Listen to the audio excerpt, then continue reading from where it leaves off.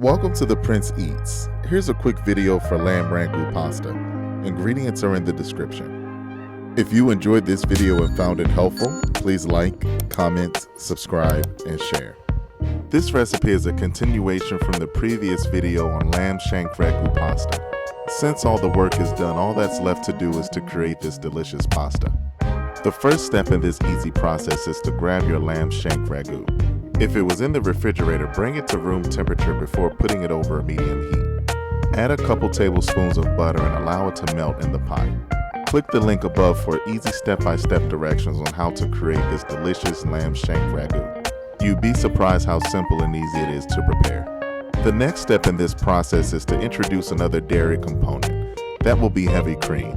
Heavy cream will be one of 3 dairy ingredients that we'll include in this recipe, the first being butter. Add a little heavy cream and put the rest to the side. You might need it later. The third and final dairy component of this recipe is Parmesan cheese. You can feel free to go heavy on the Parmesan cheese, but I recommend starting out with a moderate amount.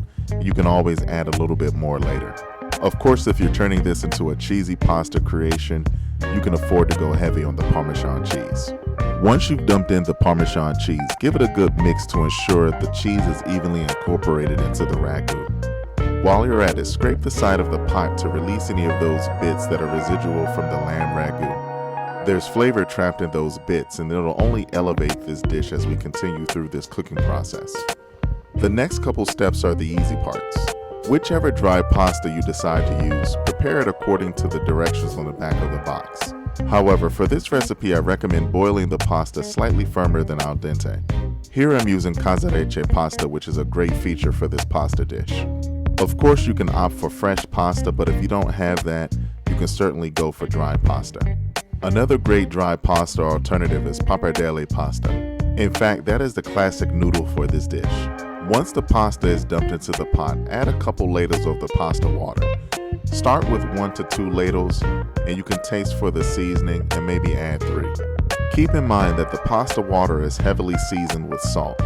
And if that is the case, try not to overdo it with the pasta water because after all, you don't want to sabotage this dish by making it too salty.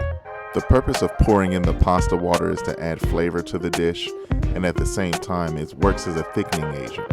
The starch in the pasta water naturally will thicken this pasta sauce. So in essence, the more pasta water that you use, the thicker this pasta sauce will be. If after pouring in 2 ladles of the pasta water, and you want to loosen up the sauce a little bit, go ahead and add chicken or beef stock if you're not comfortable using a 3rd ladle of pasta water. As you can see here, the pasta sauce is relatively thick compared to when we first introduced the pasta water to this dish. The longer you let the pasta sit, the thicker the sauce will get.